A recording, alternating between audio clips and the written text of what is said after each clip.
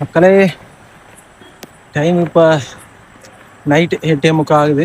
வேறு ஃப்ரேம் தெரியுதா தெரிலன்னு தெரில. பேக் கேமரா ஆன் பண்ணியிருக்கேன். ஸோ இப்போ தான் நம்ம ரன் முடித்தோம். 6:50 ஸ்டார்ட் பண்ணோம். ஒரு 20K ஈஸி ரன். 10 கிலோமீட்டர் போயிட்டு 10 கிலோமீட்டர் ரிட்டன் வந்தோம். நைட் அரௌண்டு 8:50 ஆயிடுச்சு. பைக்காக போகுதுன்னு நினைக்கிறேன். ஸோ ஒரு 10 இயர்ஸ் நல்லா ஞாபகம் இருக்குது. ஒரு 10 இயர்ஸ் முன்னாடி பார்த்தீங்கன்னா இந்த மாதிரி 7:30, 8 அந்த மாதிரி ஓடின ஞாபகம் இருக்குது. காலேஜ் முடிச்சுட்டு வந்து 7:30க்கு ஓடுறது, 8க்கு ஓடுறது, 7க்கு ஓடுறது, இந்த மாதிரி போயிட்டு ஒரு 1 கிலோமீட்டர் ஓடிட்டு வருவோம். அந்த மாதிரி ஜஸ்ட் 1 கிலோமீட்டர் அந்த மாதிரி தான். ஒரு 7:30, 8 அந்த மாதிரி டைம் வரைக்கும் ஓடிட்டேன். ஒரு 10 இயர்ஸ் பேக் அப்படியே டைம் ட்ராவல் பண்ணி என்னை போயிட்டு பார்த்த மாதிரி இன்னைக்கு ஒரு ஃபீல். ரொம்ப ரொம்ப வருஷம் கழித்து இந்த மாதிரி நைட் ரன் 8:30, 8:40, 8:45 தான் முடித்தேன். நீங்களும் ரன் பண்ணுங்கள். ரன்னிங் ரொம்ப ஒரு ஸ்ட்ரெஸ் பஸ்டரான விஷயம். ஸோ அது நான் ஆல்ரெடி சொன்ன மாதிரி ரன் பண்ணி பார்த்தா தான் தெரியும்.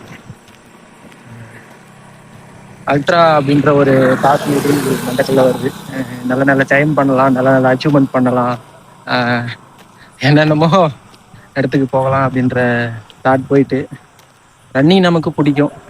ஸோ ரன் பண்ணுவோம், ரன் பண்ணிகிட்டே இருப்போம் அப்படின்னு ஒரு தாட் மண்டக்குள்ளே வருது. Maybe ultra what ever, I don't know.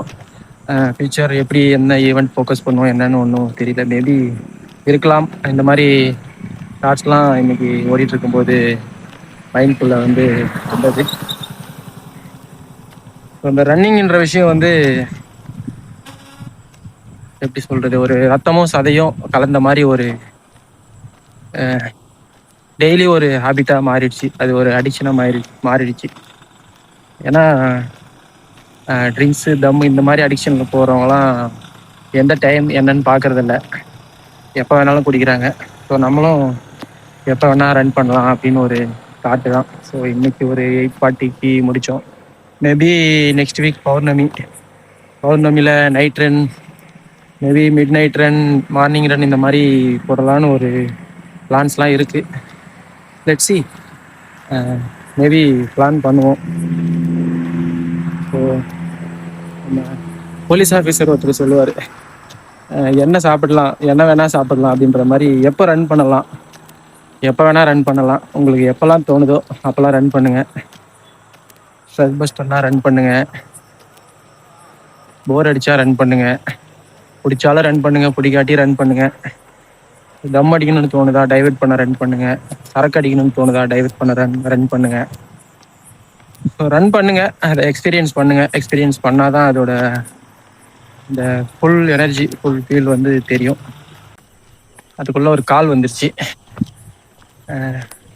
மல்லிப்பூ வாசனை, கொலுசு சத்தம் அந்த மாதிரிலாம் கேட்குது.